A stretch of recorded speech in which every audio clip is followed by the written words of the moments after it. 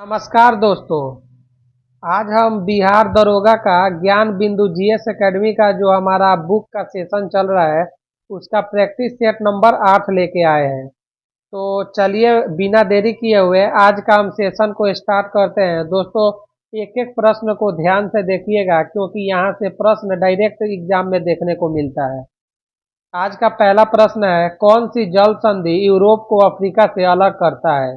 तो वो है जिब्राल्टर जल संधि, ऑप्शन नंबर बी। यदि भारतीय मानक यामियोत्तर पर मध्य 12 बजे है तो 120 डिग्री पूर्वी देशांतर पर स्थानीय समय क्या होगा? तो वो हो जाएगा 14:30। Option number B. भारत के किस राज्य की सीमा नेपाल, भूटान और बांग्लादेश तीनों देशों से मिलती है? तो वो है आपका पश्चिम बंगाल, ऑप्शन नंबर सी, पश्चिम बंगाल। तुंगभद्रा की सबसे बड़ी सहायक नदी कौन है? तो तुंगभद्रा की सबसे बड़ी सहायक नदी है कृष्णा, ऑप्शन नंबर बी। निम्नलिखित में से कौन सी झील विवर्तनिक झील का उदाहरण है? तो ऑप्शन प्रश्न नंबर 5 का जो सही आंसर होगा वो होगा वुलर झील। वुलर झील विवर्तनिक झील का उदाहरण है। विवर्तनिक झीलों का निर्माण धरातल के ऊपर उठने अथवा धंसने से होता है। लीसा प्राप्त होता है, लीसा ये प्राप्त होता है आपका चीड़ के वृक्ष से, ऑप्शन नंबर ए, चीड़ के वृक्ष से प्राप्त होता है। लीसा से बिरोंजा तथा तरपीन का तेल बनाया जाता है। अगला प्रश्न है आपका, ऑपरेशन फ्लड कार्यक्रम का संबंध है। तो ऑपरेशन फ्लड कार्यक्रम का संबंध दूध उत्पादन से है, ऑप्शन नंबर सी। निम्नलिखित में से किस प्रकार की मिट्टी में जल धारण की क्षमता सबसे कम होती है? तो आपका जो बलुई मिट्टी होती है, बलुई दोमट मिट्टी, इसमें जल धारण करने की क्षमता सबसे कम होती है, ऑप्शन नंबर ए। जबकि काली मिट्टी होती है उसमें जल धारण करने की क्षमता सबसे अधिक होती है। अगला प्रश्न है, हरित क्रांति शब्द का प्रयोग सर्वप्रथम किसने किया था? तो हरित क्रांति शब्द का प्रयोग विलियम गॉड ने किया था, option number B, William God ने किया था। अगला प्रश्न है, निम्नलिखित में से कौन सा युग्म सुमेलित है? तो इसमें से एक तरफ ज्वालामुखी का नाम दिया है और उससे रिलेटेड देश का नाम दिया है। तो इसमें आपका हो जाएगा Merapi Indonesia, option number B, ये सुमेलित है। डोनबास क्षेत्र में किस खनिज के लिए प्रसिद्ध है? डोनबास क्षेत्र किस खनिज के लिए प्रसिद्ध है? तो ये जो डोनबास क्षेत्र है ये आपका कोयला के लिए प्रसिद्ध है। डोनबास क्षेत्र कोयला के लिए, ऑप्शन नंबर बी। अगला प्रश्न है, निम्नलिखित घास के मैदानों में कौन सा एक शीतोष्ण कटिबंधीय है? तो आपका पंपास जो है जो कि अर्जेंटीना में है, ये एक शीतोष्ण कटिबंधीय घास का मैदान है और ये अर्जेंटीना में पाया जाता है। अगला प्रश्न है, भारत में फाइकस रिलीजियोसा पेड़ को आमतौर पर किस नाम से जाना जाता है? तो इसको हम लोग पीपल के नाम से जाना जाता है। पीपल का जो साइंटिफिक नाम है वो है फाइकस रिलीजियोसा। अगला प्रश्न है, प्रोकैरियोटिक कोशिका की कुछ विशेषताएं नीचे दी गई है, गलत विकल्प का चयन करें। तो इसमें जो झिल्ली या बंद कोशिकांग अंगक प्रसिद्ध है, यही गलत ऑप्शन हो जाएगा, ऑप्शन नंबर ए। इसमें गलत ऑप्शन ही पूछ रहा है। अगला प्रश्न है, विटेकर द्वारा प्रतिपादित 5 किंगडम क्लासिफिकेशन में निम्न में से कौन सा समूह शामिल नहीं है? तो विटेकर द्वारा प्रतिपादित जो 5 किंगडम क्लासिफिकेशन है इसमें आपका जो प्रोटोजोआ है, ये समूह प्रोटोजोआ इसमें शामिल नहीं है, ऑप्शन नंबर सी। निम्नलिखित में से किसे मानव शरीर की जैव रसायन प्रयोगशाला भी कहा जाता है? तो ये होता है आपका liver, option number C, liver. मस्तिष्क का कौन सा हिस्सा सोचने, बुद्धिमानी, याददाश्त व सीखने की क्षमता जैसी क्रियाओं को प्रतिपादित करता है? तो वो हो जाएगा आपका cerebrum, option number D, cerebrum. निम्नलिखित में से कौन सा पौधा कुकुरबिटेसी कुल का नहीं है? तो इसमें जो आपका सही आंसर हो जाएगा वो लहसुन, क्योंकि लहसुन ये जो होता है ये आपका होता है लिलिएसी कुल का। लहसुन और प्याज लिली एसी कुल का होता है। अगला प्रश्न है सूची 1 और सूची 2 का मिलान करना है। सूची 1 में कुछ अवस्था दिया है और सूची 2 भी अवस्था दिया है। इसमें है गैस से ठोस। गैस से ठोस में परिवर्तन जो होता है उसको हम लोग कहते हैं ऊर्ध्वपातन। ऑप्शन नंबर आ, आपका एक का हो जाएगा 4। और ऊर्ध्वपातन उत्क्रमण। गैस से द्रव, ये होता है आपका संघनन। और द्रव से गैस, ये हो जाएगा आपका वाष्पीकरण। और ठोस से डायरेक्ट गैस में बदलना, ये होता है ऊर्ध्वपातन। तो इसका सही आंसर हो जाएगा 4321। 4321 ये हो जाएगा आपका ऑप्शन नंबर सी 4321। अगला प्रश्न है यदि किसी तत्व का परमाणु क्रमांक 17 और द्रव्यमान संख्या 35 है तो उसमें न्यूट्रॉनों की संख्या कितनी होगी। तो जब भी न्यूट्रॉन की संख्या पूछे तो दोस्तों इन दोनों को माइनस कर लेना है। 35 में से 17 माइनस करेंगे तो 18 आ जाएगा। ऑप्शन नंबर बी इसका सही आंसर हो जाएगा। Option number B. अगला प्रश्न है निम्नलिखित में से कौन सा कथन धातुओं के रासायनिक गुण से संबंधित नहीं है। तो इसमें से धातुएं अभिक्रिया के दौरान इलेक्ट्रॉनों को ग्रहण कर धनायन बनाने की प्रवृत्ति रखती है, ये आपका संबंधित नहीं है। ऑप्शन नंबर डी हो जाएगा।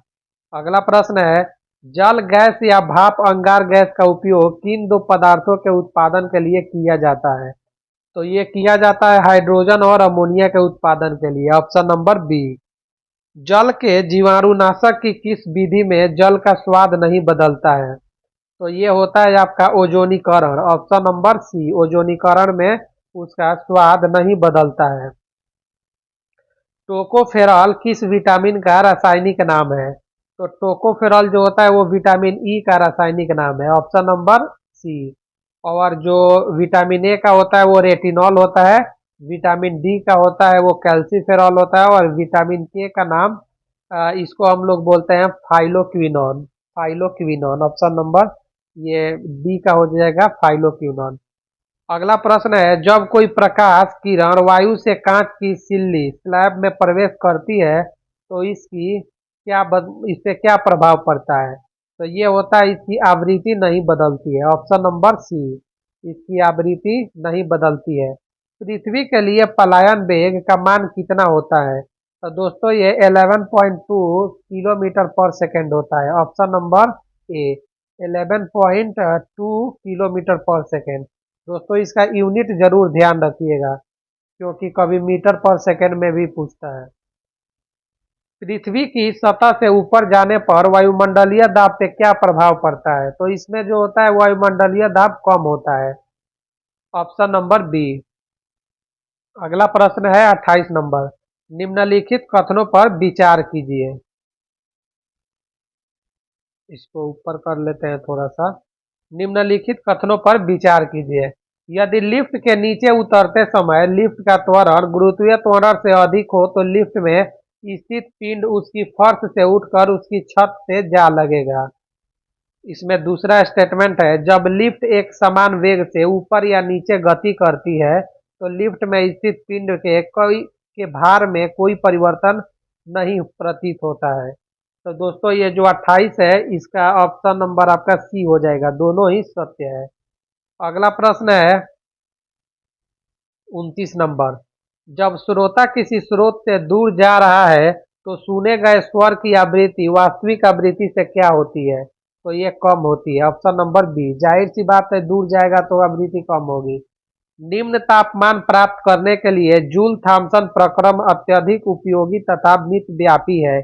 यह प्रक्रम किस श्रेणी में आता है। तो ये आता है आपका रुद्धोष्म प्रक्रम। ऑप्शन नंबर सी रुद्धोष्म प्रक्रम के श्रेणी में आता है। Option number C. अगला प्रश्न है इसमें change the sentence into passive voice. Active में दे रखा है और इसको हम लोग पैसिव में कन्वर्ट करना है। स्टेटमेंट है शुगर टेस्ट टेस्ट स्वीट। तो इसका 31 का आपका जो सही आंसर हो जाएगा वो sugar is sweet when it is tested. Option number C. अगला प्रश्न है 32। इसमें ट्रांसलेशन, इसका ट्रांसलेशन करना है। समय समाप्त हो रहा है, तो इसका हो जाएगा time is running out, option number C. Time is running out. अगला प्रश्न है change into indirect narration. He said to me are you coming today, तो इसका हो जाएगा he said to me that, he asked me, he asked me if I was coming that day, option number B. अगला प्रश्न है नयन का संधि विच्छेद क्या होगा, तो इसका संधि विच्छेद होगा ने plus on, option number D, ने प्लस ऑन। कोमल तालव्य ध्वनिया कौन सी है, कोमल तालव्य ध्वनिया कौन सी है, तो ये हो जाएगा च छ ज झ, ऑप्शन नंबर सी, च छ ज झ। अगला प्रश्न है 36 नंबर। निम्नलिखित में कौन सा शब्द अर्जुन का पर्यायवाची नहीं है, तो इसमें जो है सूत पुत्र होगा, ये अर्जुन का पर्यायवाची नहीं है, क्योंकि ये कर्ण के लिए प्रयोग किया जाता था। निम्न में से कौन सा युग्म सुमेलित नहीं है, तो इसमें से जो है आपका कपूरथला पेट्रोकेमिकल्स, तो ये सुमेलित नहीं है, ऑप्शन नंबर डी हो जाएगा, ऑप्शन नंबर डी। अगला प्रश्न है 38 नंबर। निम्न में से किस समिति का संबंध गरीबी मापन से है, तो इसमें से जो आपका सभी ही हो जाएगा, क्योंकि वाई के अलग समिति ये भी है, लकड़वाला समिति भी है और सुरेश तेंदुलकर समिति भी है, तीनों ही आपका गरीबी संबंधित मापन से है, ऑप्शन नंबर डी हो जाएगा।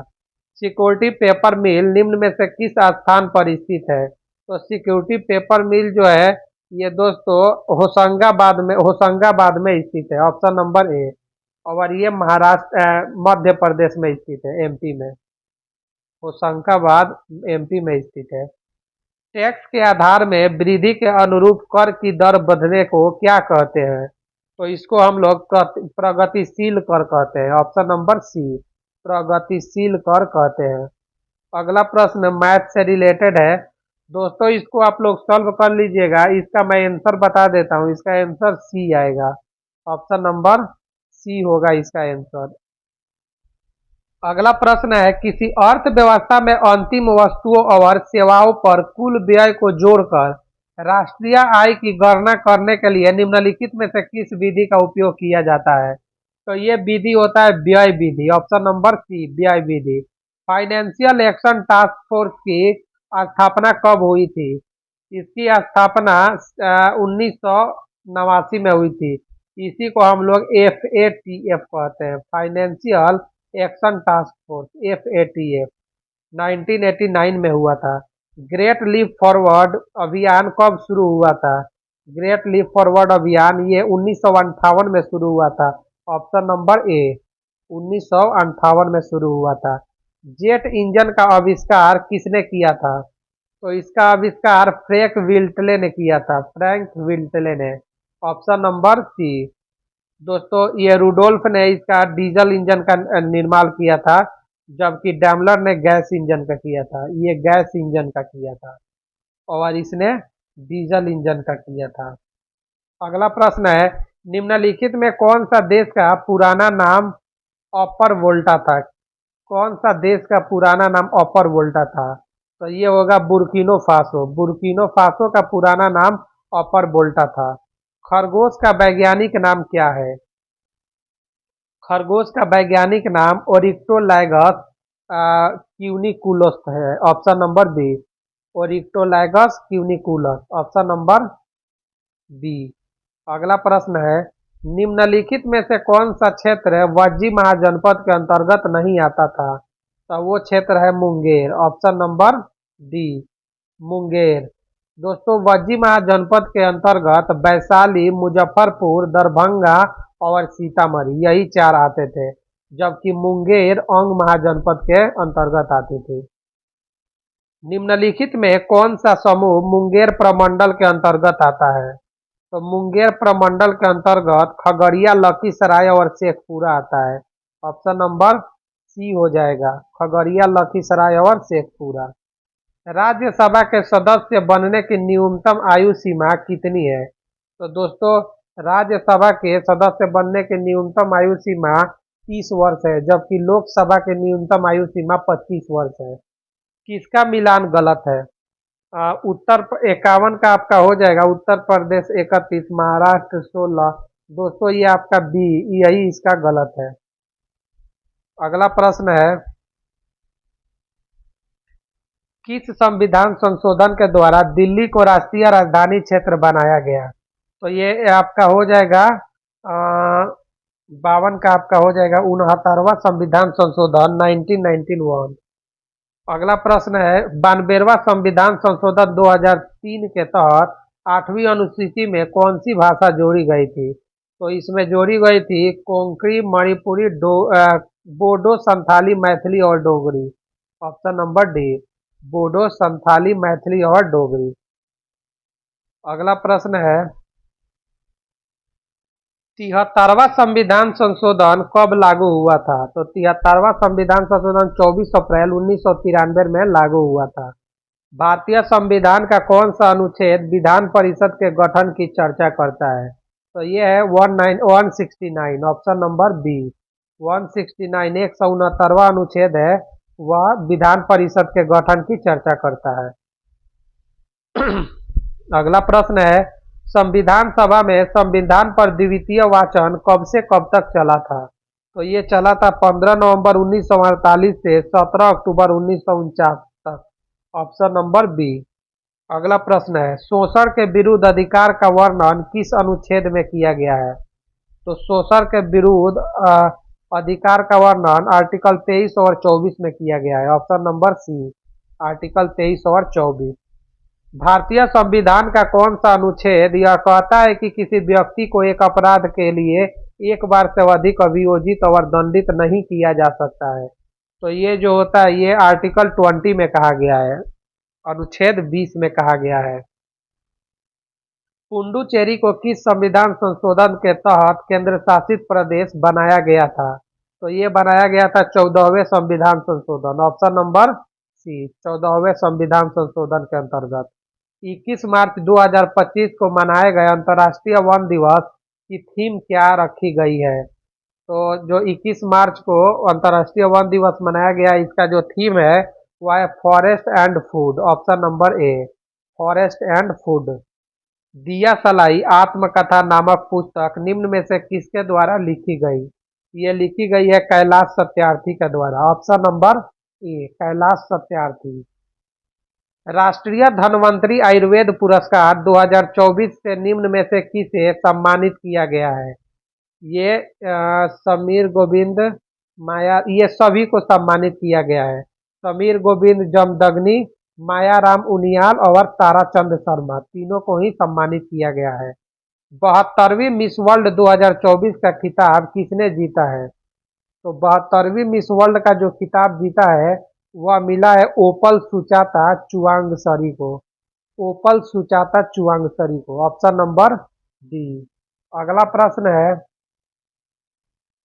हाल ही में जारी एक रिपोर्ट के अनुसार निम्न में से कौन सा देश वर्ष 2024 में जापान को पीछे छोड़कर दुनिया का सबसे बड़ा ऋणदाता देश बन गया है? तो ये देश है आपका Germany. Option number A, Germany. अगला प्रश्न है, जून 2025 में अंतर्राष्ट्रीय लोकतंत्र एवं निर्वाचन सहायता संस्थान का अंतर्राष्ट्रीय सम्मेलन का आयोजन कहाँ किया गया है? तो ये किया गया है स्टॉकहोम में। ऑप्शन नंबर बी, स्टॉकहोम में, जो कि स्वीडन में है। हाल ही में प्रधानमंत्री नरेंद्र मोदी ने किस राज्य में बधावन बंदरगाह की आधारशिला रखी है? तो ये रखा है महाराष्ट्र में। ऑप्शन नंबर सी, महाराष्ट्र में बधावन बंदरगाह का आधारशिला रखा है। अगला प्रश्न है 67, हाल ही में यूनेस्को ने किसे शीर्ष विरासत पर्यटन स्थल घोषित किया है? तो ये घोषित किया है पश्चिम बंगाल को। ऑप्शन नंबर सी हो जाएगा, पश्चिम बंगाल।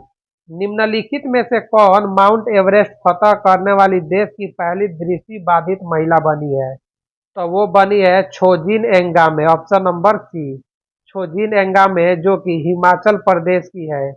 ये पहली दृष्टि बाधित महिला है। अगला प्रश्न है, निम्नलिखित में से किस राज्य सरकार द्वारा शून्य गरीबी अभियान की शुरुआत की है? तो ये किया गया है उत्तर प्रदेश सरकार के द्वारा, ऑप्शन नंबर बी। साइबर अपराधों, विशेषकर डिजिटल गिरफ्तारी घोटालों और उनसे जुड़े वित्तीय नेटवर्क को ध्वस्त करने हेतु सीबीआई द्वारा चलाया गया अभियान क्या है? वह है ऑपरेशन चक्र 5, ऑप्शन नंबर सी, ऑपरेशन चक्र 5। अगला प्रश्न है, इसरो के ऐतिहासिक 100वां प्रक्षेपण के संदर्भ में कौन सा गलत कथन है? तो ये है आपका, इसका लॉन्चिंग 28 जनवरी 2025 को हुआ था। यह कथन गलत है क्योंकि इसका जो लॉन्चिंग हुआ था ये 29 जनवरी 2025 को हुआ था, आंध्र प्रदेश के श्रीहरिकोटा से।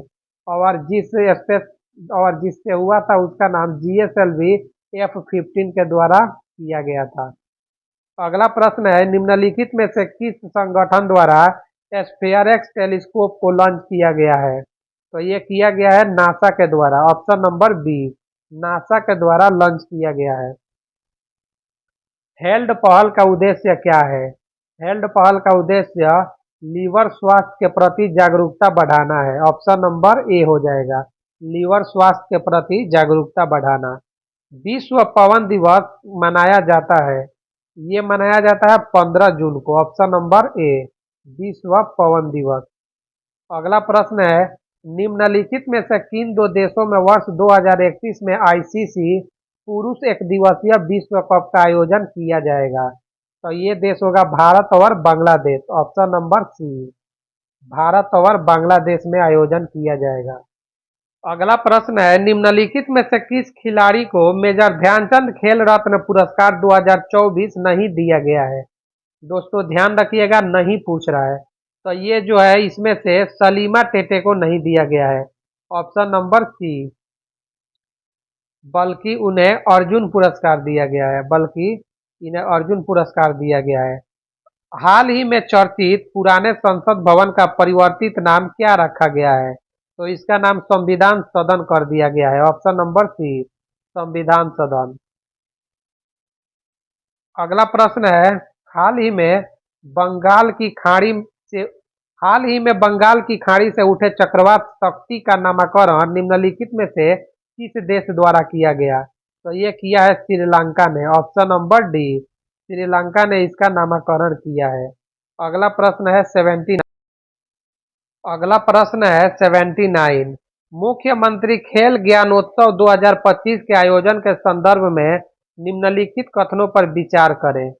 तो इस प्रतियोगिता का आयोजन बिहार राज्य खेल प्राधिकरण और बिहार शिक्षा परियोजना परिषद एक्स्ट्रा सी के सहयोग से किया गया। ये बिल्कुल सही है। यह प्रतियोगिता 18 जून 2025 को पटना के गर्दनी बाग खेल परिसर में हुई थी। ये गलत है, ये गलत है। अगला है, क्योंकि ये 17 अप्रैल को हुआ था। इस प्रतियोगिता में कक्षा 6 से 12 तक के सरकारी और निजी स्कूलों के छात्रों ने भाग लिया, जो दो दो समूह में शामिल थे। ये सही है, आपका 1 ओवर 3 हो जाएगा। हाल ही में बिहार के राज्यपाल आसिफ मोहम्मद खान ने मनोज कुमार द्वारा लिखित किस पुस्तक का विमोचन किया है? तो ये किया है स्ट्रीट वेंडर से ब्यूरोक्रेट, ऑप्शन नंबर ए। अगला प्रश्न है, निम्नलिखित कथनों पर विचार कीजिए। 1907 के सूरत अधिवेशन के बाद कांग्रेस संगठन पर गरमपंथी नेताओं का कब्जा हो गया। इसका आपका अगला है, कांग्रेस विभाजन के बाद ब्रिटिश सरकार ने गरमपंथी राष्ट्रवादियों को अपने पक्ष में करने का प्रयास किया। इसका आंसर हो जाएगा डी, क्योंकि दोनों में से कोई भी सही नहीं है। अगला प्रश्न है, निम्नलिखित में से कौन कमाटागारू घटना से संबंधित था? तो वो थे Baba Gurudatt Singh, option number C, Baba Gurudatt Singh. अगला प्रश्न है, चटगांव शस्त्र छापामारी की योजना बनाई थी, ये बनाई थी किसने? सूर्य सेन ने, ऑप्शन नंबर ए। 1948 में स्वतंत्रता पश्चात कांग्रेस के प्रथम अधिवेशन की अध्यक्षता किसने की थी? तो स्वतंत्रता के बाद जो पहली बार की थी वो पट्टाभी सीतारामैया ने की थी, ऑप्शन नंबर आपका ए। अगला प्रश्न है, सूची 1 को सूची 2 से मिलान करना है। सूची 1 में दे रखा है विशाख दत्त। विशाख दत्त ये होगा आपका नाटक से। बराह मिहिर ये होंगे आपके खगोल विज्ञान से। चरक ये होंगे चिकित्सा से। और ब्रह्मपुत्र गणित से। ब्रह्मगुप्त गणित से। तो इसका सही आंसर हो जाएगा 2314। 2314 ऑप्शन नंबर ए। अगला प्रश्न है, ग्यासुद्दीन तुगलक से संबंधित कथन पर विचार करें। ग्यासुद्दीन तुगलक ने संगीत पर प्रतिबंध लगाया था। ये बिल्कुल सही है। तुगलक का बाद का निर्माण ग्यासुद्दीन तुगलक ने किया था। दोनों ही सही है। Option number A. बंगाल में द्वैध शासन की अवधि थी। तो द्वैध शासन की अवधि 65 से 72 थी। 1765 से 1772। Option number D. सुगौली की संधि कब हुई थी? सुगौली की संधि जो हुई थी ये हुई थी मार्च 1816 में। मार्च 1816 में हुई थी। अगला प्रश्न है, मार्च 1925 में किसकी मध्यस्थता में त्रावणकोर की महारानी से मंदिर में प्रवेश के बारे में आंदोलनकारियों के समझौता हुआ? तो ये हुआ था आपका Gandhi ji. Option number B. मंदिर में प्रवेश के बारे में किसकी मध्यस्थता में? गांधी जी की मध्यस्थता में हुआ था। एनी बेसेंट द्वारा सितंबर 1916 में कहाँ होम रूल आंदोलन प्रारंभ किया गया? तो एनी बेसेंट ने ये इन्होंने प्रारंभ किया था मद्रास में। Option number D. Adyar, Madras के अड़यार में। अगला प्रश्न है, हिटलर ने आत्महत्या कब किया था? इसने अप्रैल 1945 में आत्महत्या कर लिया था। अगला प्रश्न है,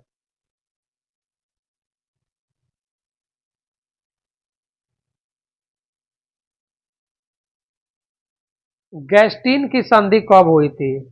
गैस्टीन की संधि कब हुई थी? ये हुई थी 1865 में। Option number D. 1865 में।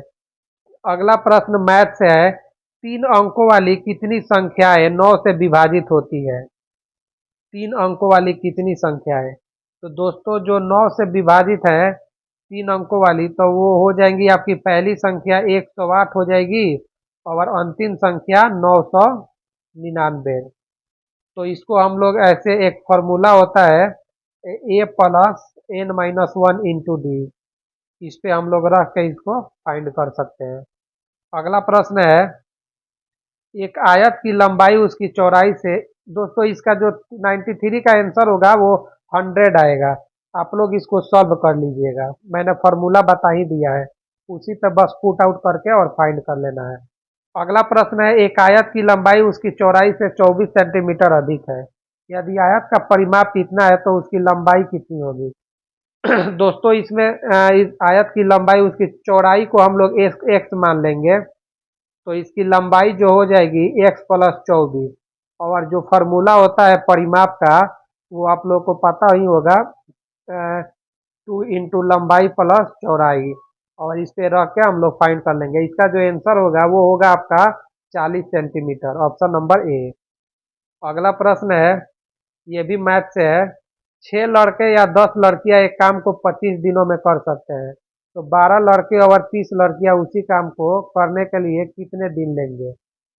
तो होंगे 6 लड़के और 10 लड़कियां किसी काम को 25 दिन में करते हैं। तो 12 लड़के और 30 लड़कियां उसी काम को करने में कितने दिन लेंगे? दोस्तों ये भी मैथ्स है, ये आप लोग सॉल्व कर लीजिएगा। इसका मैं आंसर बता देता हूँ। ऑप्शन नंबर बी होगा, इसका 5 दिन आएगा आंसर।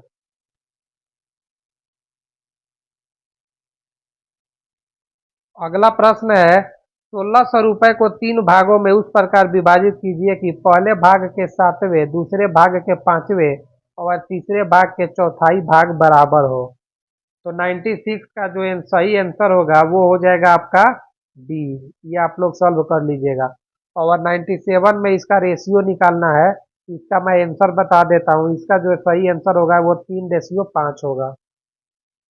अगला प्रश्न है 98 नंबर, 2 पेंसिल, 4 पेन और 8 रबर का मूल्य 12 रुपए है तथा 8 पेन, 10 पेंसिल और 4 रबर का मूल्य 36 रुपए है। तो 3 पेंसिल, 3 पेन और 3 रबर का मूल्य कितना होगा?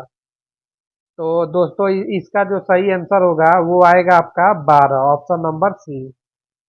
ये आप लोग सॉल्व कर लीजिएगा।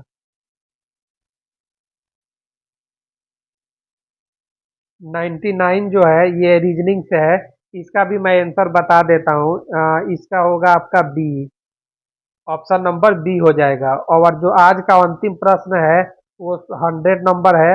इसका जो आपका सही आंसर है, इसको अगर आप इसको आप सॉल्व करेंगे तो इसका आपका आएगा ए। Option number A. दोस्तों हम इसमें मैथ का क्वेश्चन आप लोग खुद कर लीजिएगा, बाकी सब प्रश्न मैंने करवा दिया है। तो दोस्तों आज का सेशन यहीं पे समाप्त होता है। अगर वीडियो अच्छी लगी हो तो आप वीडियो को लाइक कर दीजिएगा और चैनल को सब्सक्राइब जरूर कर दीजिएगा और बेल आइकन को दबा दीजिएगा, ताकि जो भी वीडियो नया डाला जाए तो उसके पास सबसे पहले आपके पास उसका नोटिफिकेशन चला जाए। और आज का वीडियो देखने के लिए थैंक यू दोस्तों।